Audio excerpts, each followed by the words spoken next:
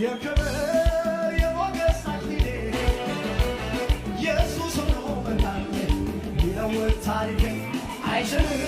ልቤ መራከሶ እንዴት ሊሆንለት ነው ሰግቶ መለሱ ሙሽራ ጌጧን ቆንጆ ሰርግ ጌጧን ትረሳለች ወይ ውብ ያደረጋትን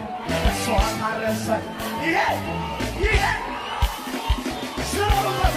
በሱ እኮ ነው ጌታ